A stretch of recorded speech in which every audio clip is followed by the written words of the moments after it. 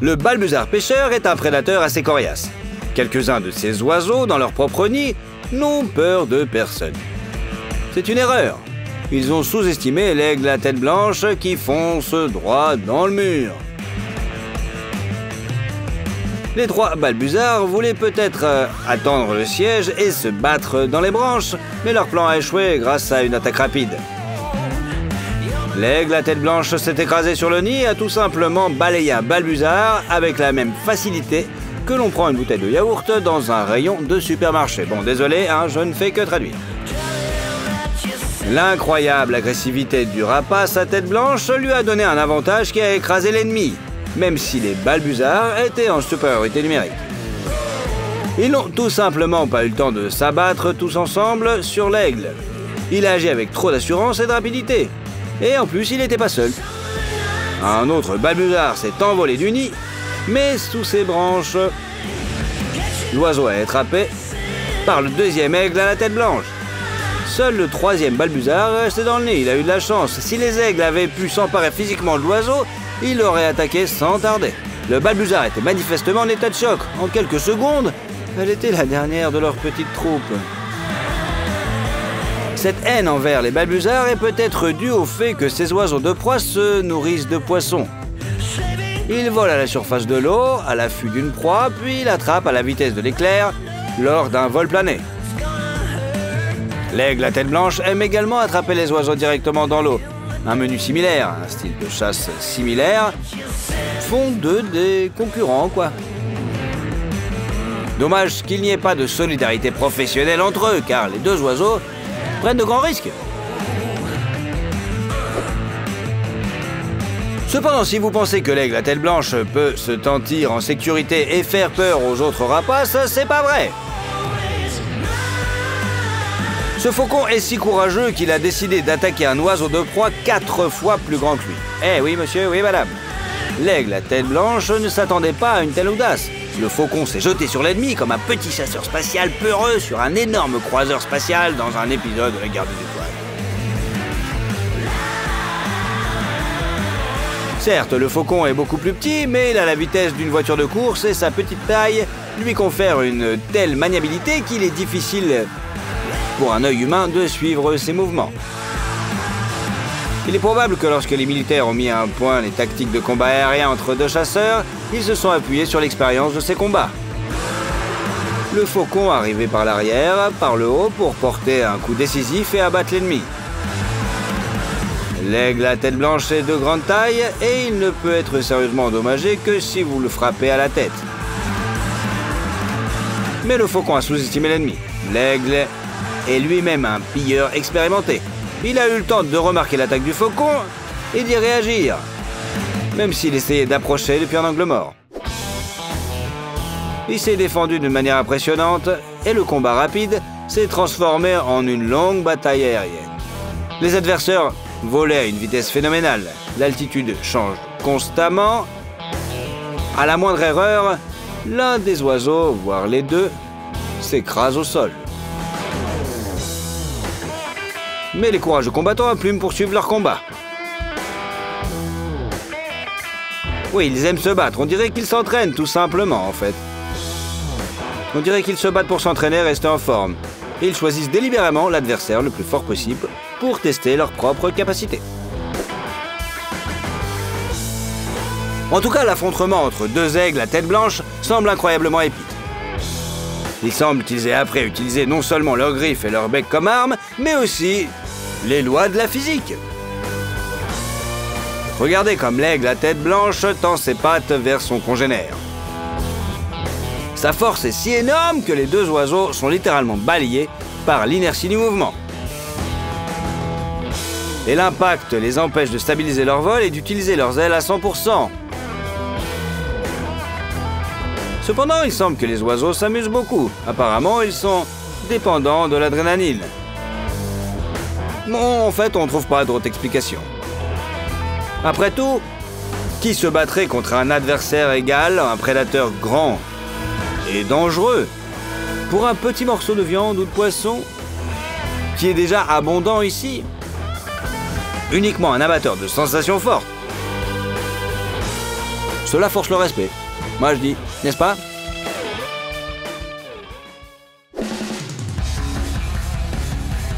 Le duel d'oiseaux de proie dans le ciel est incroyablement épique et spectaculaire.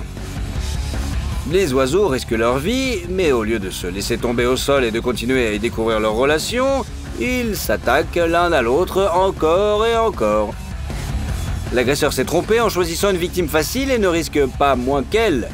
Car s'il abîme ses ailes, l'issue sera la même pour les deux combattants. Et ils attaquent les ailes tout le temps. Celui qui esquive le coup doit les replier, ce qui modifie la trajectoire de vol. C'est un risque. Mais le changement de direction permet d'esquiver plus efficacement et de contre-attaquer. Les griffes se battent contre les griffes. La victime met ses lames en direction de l'adversaire et veut se battre jusqu'au bout. L'agresseur a manifestement sous-estimé le prédateur d'une autre espèce. Devant lui se trouve un chasseur et un combattant tout aussi féroces. Les guerriers à plumes tournent en rond et font de la voltige pour attaquer l'ennemi encore et encore. C'est que le début, d'accord. Curieusement, ces duels ne se terminent pas souvent de manière fatale. Surtout si les deux adversaires sont à peu près de la même catégorie de poids. C'est une bonne chose, d'autant plus que de nombreux grands oiseaux de proie sont aujourd'hui menacés d'extinction.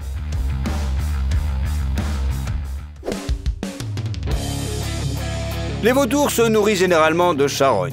Ils n'ont donc pas besoin de chasser, de poursuivre et de manœuvrer des proies rapides et peureuses. En revanche, ils sont souvent en concurrence avec d'autres charognères, qu'il s'agisse de leur propre espèce ou de divers mammifères.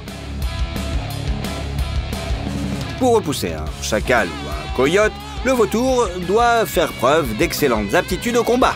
En outre, ce mode de vie leur a permis d'atteindre une taille impressionnante. Regardez-moi ça.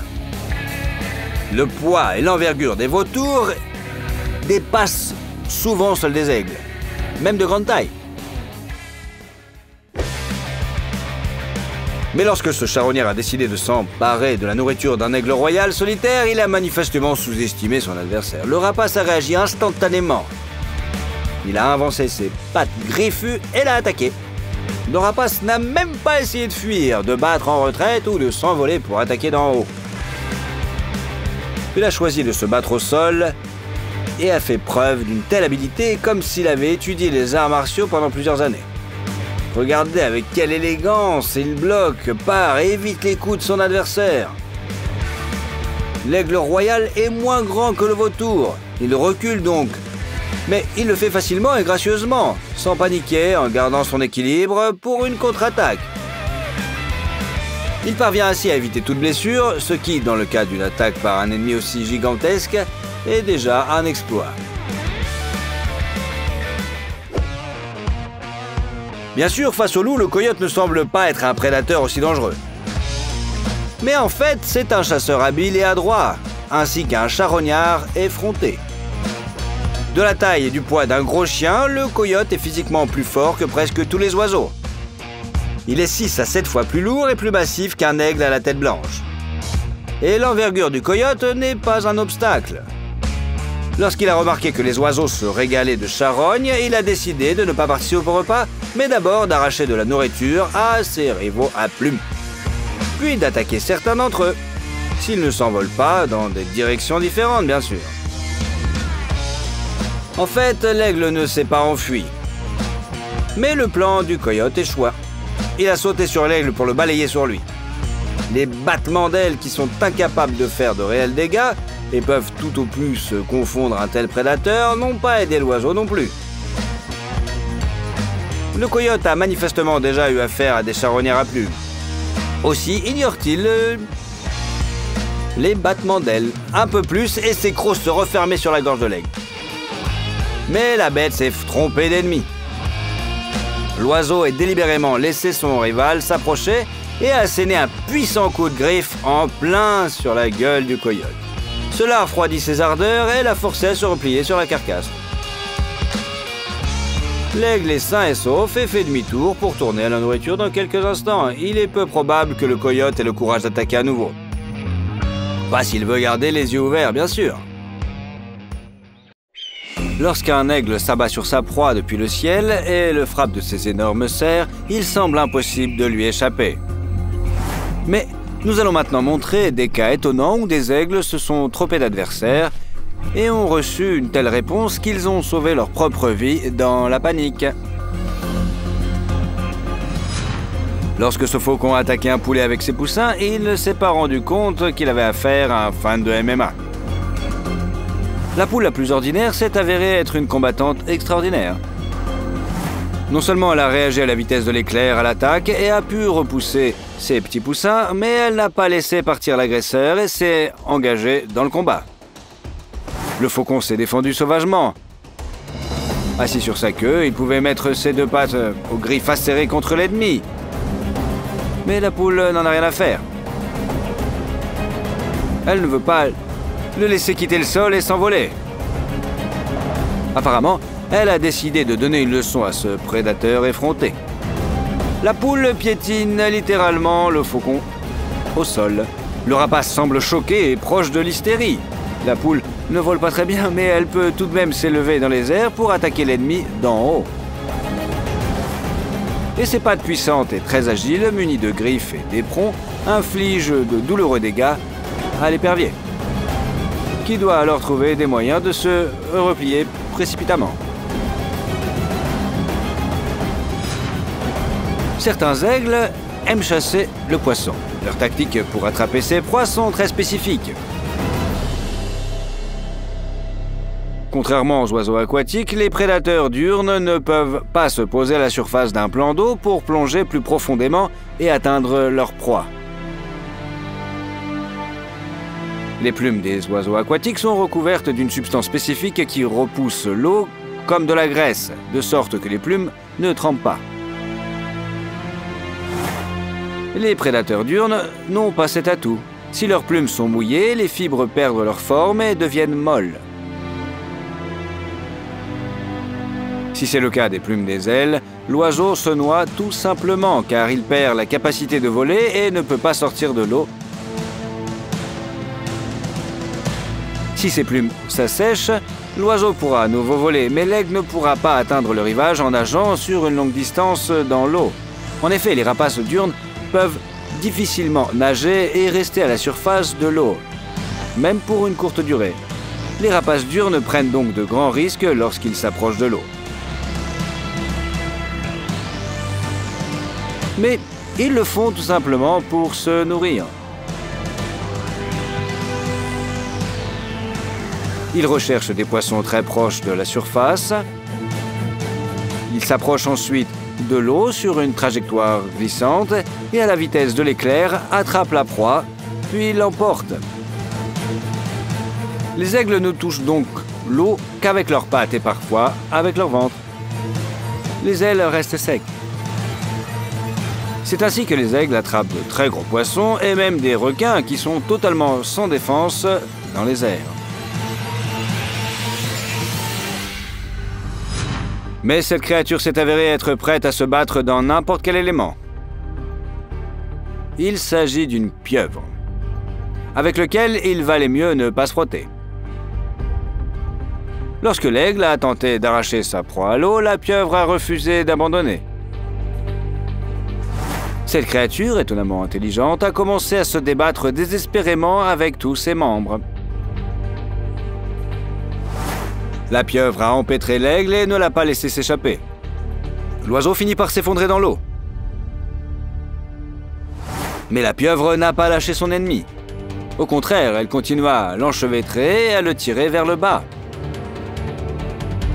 Il était impossible pour une pieuvre relativement petite de manger un énorme oiseau. Peut-être s'agit-il d'une vengeance pour avoir essayé de se chasser elle-même. Pourquoi pensez-vous que la pieuvre n'a pas reculé lorsqu'elle s'est échappée et a continué à noyer l'aigle? Quoi qu'il en soit, l'oiseau est condamné. Il a dû regretter d'avoir attrapé non pas un poisson sans défense, mais cette tache rouge qui s'est avérée être un véritable monstre.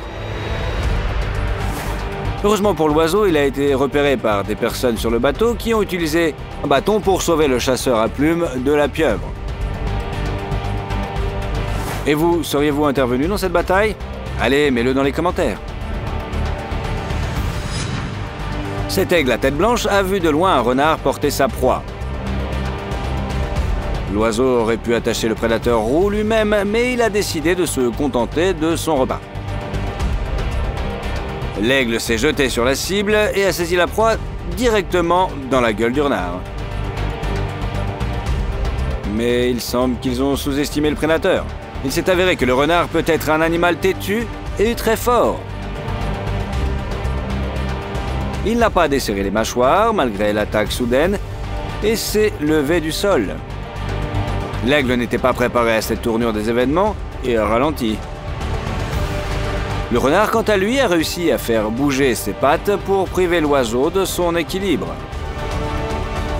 Finalement, l'aigle lâcha le renard et sa proie et s'enfuit. Affamé.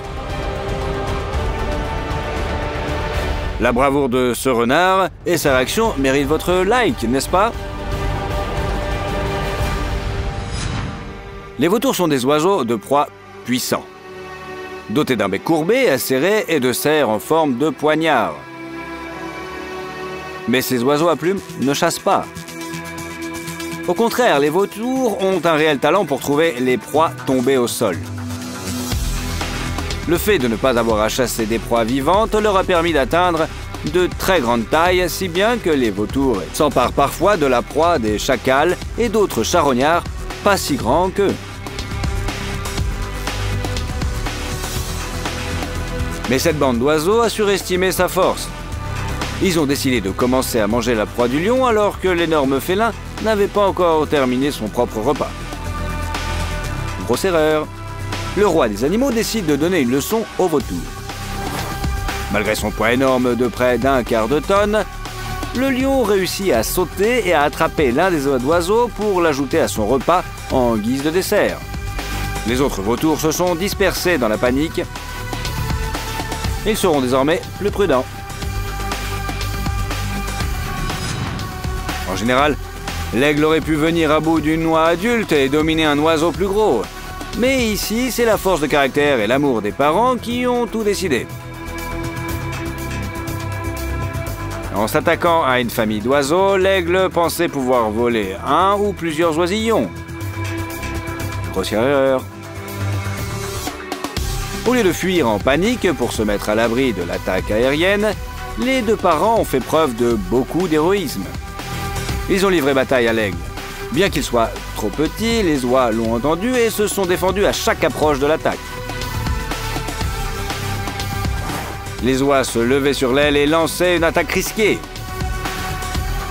Si elles avaient été attrapées avec leurs griffes, elles auraient pu être gravement blessées. Mais les courageux oiseaux se sont précipités vers le danger pour protéger leur progéniture. Et leur bravoure a payé. L'aigle est resté affamé et n'a pu entamer aucun des oisillons.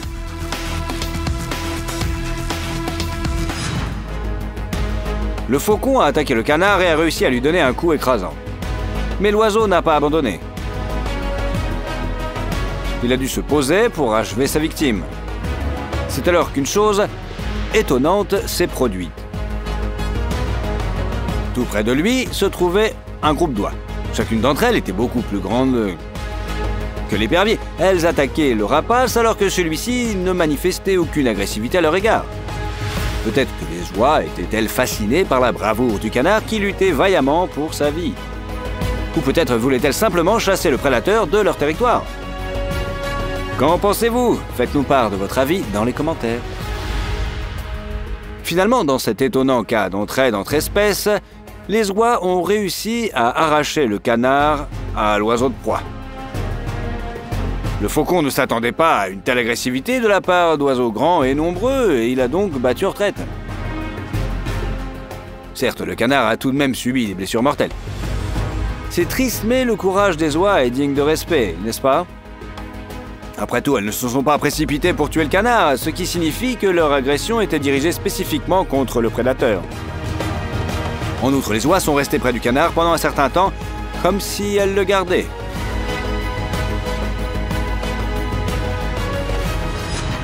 Le faucon attaqua le corbeau et le maîtrisa presque. Mais l'oiseau noir était trop têtu pour abandonner si facilement. il n'a aucune chance et ses forces s'amenuisent peu à peu à mesure que les serres acérées du rapace lui enserrent le bec, la gorge et l'estomac. Sauf que le faucon lui-même est presque paralysé. Le combat avec le corbeau lui prend toutes ses forces. Pendant ce temps, d'autres corbeaux sont arrivés sur le lieu des événements. Ils ne sont pas restés à l'écart et n'ont pas regardé l'affrontement avec crainte. Au contraire, ils se sont jetés sur le prédateur pour sauver leurs congénères. L'aide de l'autre corbeau, bien qu'admirable, ne soulève pas de questions. Peut-être sont-ils membres du même clan. Mais le plus étonnant, c'est que des pies, c'est-à-dire des membres de notre espèce, se sont jointes à l'opération de sauvetage. C'est comme si des léopards essayaient de protéger des lions contre des hyènes ou que des renards prenaient la défense de loups face à un ours. Une telle entraide interespèce est extrêmement rare.